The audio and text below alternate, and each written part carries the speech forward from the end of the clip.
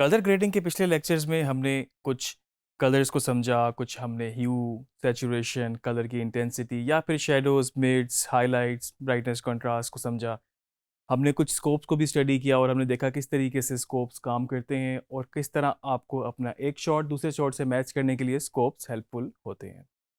अभी हम बात करेंगे सेकेंडरी कलर करेक्शन की। सेकेंडरी कलर करेक्शन क्या है? इसमें आप सिलेक्टिव कलर को पकड़ के आप उसको उसका कलर चेंज कर सकते हैं या फिर उसमें थोड़ी सी शार्पनेस, थोड़ा सा सैचुरेशन उसमें आप ऐड कर सकते हैं या उसको एडिट कर सकते हैं। तो हम प्रैक्टिकली करके देखते हैं किस तरीके से हम अपने लुमेट्री पैनल के अंदर रहते हुए ही सेकेंडरी कलर करेक्शन कर सकते हैं।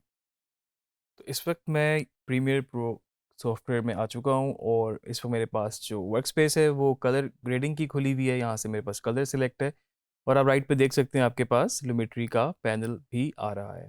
हमने कुछ ये बेसिक क्रिएटिव कर्व्स वगैरह सबको एक्सप्लोर कर लिया था। हमारे पास यहाँ पर HSL सेकेंडरी के नाम से जो टैब है, अगर हम इसको थोड़ा सा आज एक्सप्लोर करें तो बेसिकली ये आपका सेकेंडरी कलर करेक्शन है और आप यहाँ से अपने सिलेक्टिव कलर्स पे काम कर सकते हैं। अभी मैं आपको प्रैक्टिकली करके भी दिखाता हूँ और आपको थोड़ा सा ये बता दूँ साथ ही कि अक्सर बहुत सारे शॉट्स में कोई ग्रास है या कोई इस तरह का पानी है और वो कुछ थोड़ा सा पानी ब्लू अच्छा लगता है, ब्लू होना चाहिए, लेकिन वो शायद ग्रे आ रहा हो आपके कैमरे में, या जो घास है वो भी बहुत ज़्यादा ग्रीन ना हो। तो कुछ इस तरह की चीज़ें हम अपनी सेकेंडरी कलर करेक्शन से कर सकते हैं कि हम उन सिलेक्टिव एरियाज, उस सिलेक्टिव रेंज, कलर रेंज कह लें या फिर डायनामिक रेंज में जाके हम उनको सिलेक्ट करके थोड़ा सा उनको चेंज कर सकते हैं।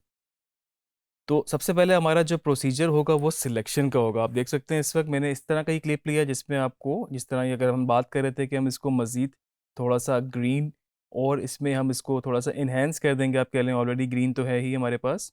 तो सेकेंडरी कलर करेक्शन में सबसे पहले मुझे अपना कलर पिक करना पड़ेगा और उसके लिए मैं यहाँ से इसको क्लिक करके सिलेक्ट करूँगा यहाँ से वो एरिया जिस पे मैं काम करना चाहता हूँ। तो मैंने यहाँ पर ग्रास पे क्लिक किया।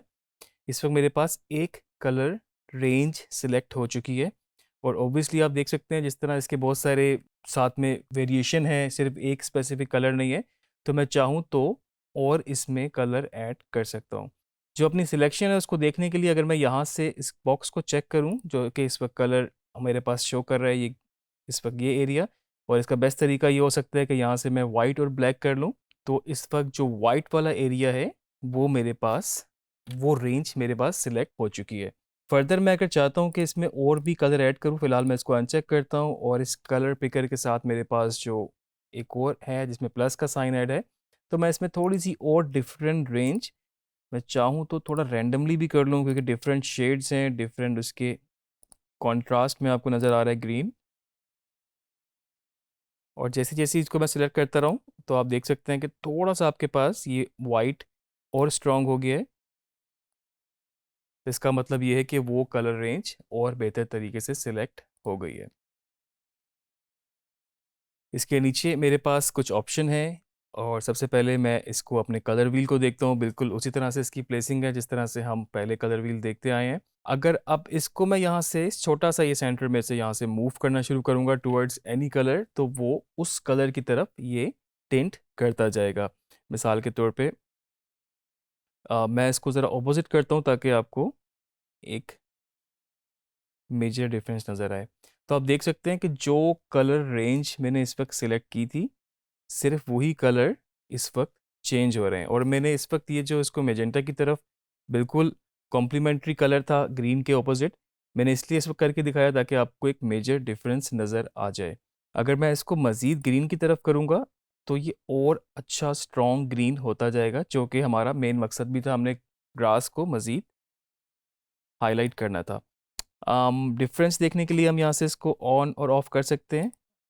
ये देख रहे हैं आप इस वक्त आपके पास आपको लग रहा है जिस तरह सैचुरेशन कम है या फिर कलर बहुत स्ट्रॉन्ग नहीं है।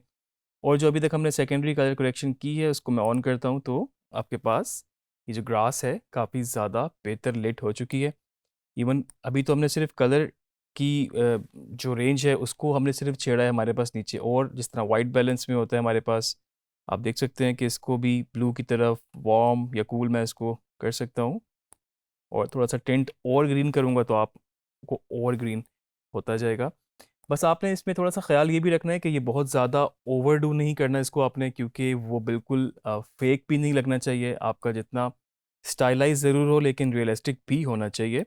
शार्पनेस भी हम इसकी देख छेड़ सकते हैं और साथ में सैचुरेशन, जो कि आप देख रहे हैं कि इसमें मैं कम करूँगा ब्लैक एंड वाइट और बढ़ाऊँगा तो कलर की इंटेंसिटी बढ़ती जाएगी। और दूसरा इसमें एक चीज़ ये भी है कि बाज़ दफ़ा आपकी रेंज तो शायद अच्छी सेलेक्ट हो जाती है लेकिन प्लेबैक में वो आपको इतनी एक्यूरेट नहीं आती, या उसमें आपको थोड़ा सा पिक्सेलेट लगेगा, वो थोड़ा सा आर्टिफिशियल लगेगा। तो आपने जब भी इसको कोई चीज़ इस तरह की इफ़ेक्ट बनानी है तो आप इसको बेहतर है कि एक दफ़ा प्ले करके देख लें, और अगर आपको वो बेहतर लगती है तो फिर आप उसको अप्रूव करें, नहीं तो आप उसको मज़ीद चेंज कर सकते हैं।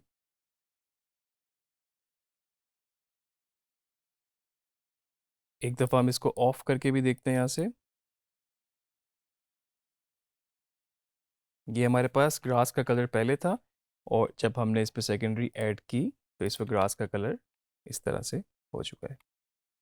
तो अगर आपको स्काई पे भी काम करना हो तो आपको फिर एक और लिमेट्री का इफेक्ट लगाना होगा, क्योंकि जैसे कि हमने अभी पहले देखा था, आप किसी भी क्लिप को सिलेक्ट करते हैं और उसके बाद आप लिमेट्री कलर पैनल में प्रॉपर्टीज़ को चेंज करते हैं, तो आपके पास बाय डिफ़ॉल्ट यहाँ पर आपके इफेक्ट कंट्रोल में लिमेट्री कलर के नाम से इफेक्ट ऐड हो जाता है। इससे पहले आपके क्लिप में ये इफेक्ट नहीं होगा।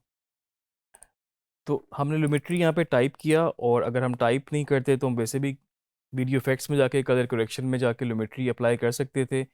यहाँ पर काफ़ी छोटी स्पेस बनी हुई है इस विंडो के लिए, मैं चाहूँ तो इसको यहाँ से ऊपर मूव करूँ, इफेक्ट पैनल को पकड़ के मैंने ऊपर ड्रैग किया तो मेरे पास यहाँ आ गया। यहाँ पर मैं इजीली इसको एक्सेस कर सकता हूँ, और मैंने इसके ऊपर ड्रैग किया। इफेक्ट कंट्रोल में आप देख सकते हैं आपके पास 2 लिमिट्री ऐड हो गए हैं, और आपको अगर देखना हो कि कौन से लिमिट्री पे काम हुआ है तो आप इसको यहाँ से ऑफ करके देख सकते हैं।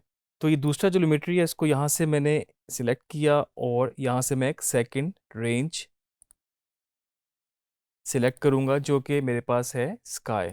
स्काई वाला थोड़ा ट्रिकी हो सकता है क्योंकि इसमें आपके पास बहुत ज़्यादा शेड्स हैं, आपके पास कॉन्ट्रास्ट ज़्यादा है। हम इसको यहाँ से चेक करते हैं जो कलर हमने सिलेक्ट किया, क्योंकि यहाँ पैचेस बहुत ज़्यादा हैं।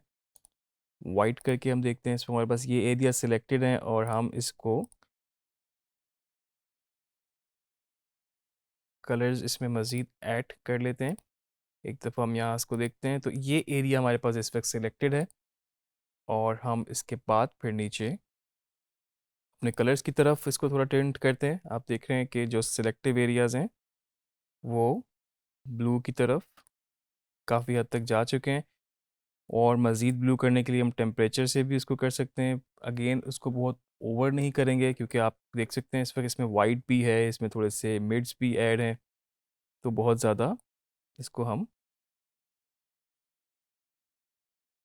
इसको ऑन ऑफ करके देखते हैं। तो आप देख रहे हैं कि स्काई जो पहले आपके पास कुछ इस तरह से था, और अब उसमें ब्लू कलर्स मज़ीद ऐड हो चुके हैं। और ये जो ग्रास है थोड़ी सी ये भी ओवर है, लेकिन इसलिए भी हमने रखी हुई है कि ताकि आप लोगों को एक मेजर डिफरेंस नज़र आ सके कि पहले किस तरह की थी और अब किस तरह की है। इस इमेज को मैं यहाँ पर अगर F प्रेस करूँगा तो मेरे पास ये सोर्स विंडो में खुल जाएगी। आपके पास दोनों ऑप्शन सामने इस वक्त आ रही हैं। तो आप देख सकते हैं आपके पास बिफोर और आफ्टर दोनों में कितना डिफरेंस है। अभी सिर्फ हमने इस पे सेकेंडरी कलर करेक्शन ही अप्लाई की थी, और इससे पहले आप चाहें तो बाकी डिफरेंट फेजेस से गुजर सकते थे, जिसमें बेसिक कलर करेक्शन है या फिर आपका कुछ क्रिएटिव है, और इवन कर्व से जाके भी आप इसको चेंज कर सकते हैं। कुछ कलर्स के साथ भी आप लोग प्ले अराउंड कर सकते हैं। और अगर आपको सिलेक्टिव एरियाज़ में काम करना हो तो उसके लिए आपके पास ये सेकेंडरी कलर करेक्शन की ऑप्शन मौजूद है, जो कि बड़ा ज़बरदस्त फीचर है। इसको ओवरडू नहीं करना आपने, एक डिसेंट तरीके से आप इसको अप्लाई करें। और कहीं पर आपने अगर कोई बहुत ज़्यादा कोई स्टाइलाइज कोई इफ़ेक्ट के तौर पे यूज़ करना हो तो फिर आप इसको टोटली रिवर्स करके रिप्लेस करके भी आप कलर काम कर सकते हैं आगे। इसकी प्रैक्टिस ज़रूर कीजिएगा। आगे थोड़ा-सा हम कलर ग्रेडिंग के लुकअप टेबल के बारे में बात करेंगे, जो कि आमतौर पे आपको लट के नाम से सुनने में मिलता है। ये भी बड़ा इंटरेस्टिंग टॉपिक है, तो आप इसको प्रैक्टिस करें और आगे लट के बारे में हम बात करेंगे।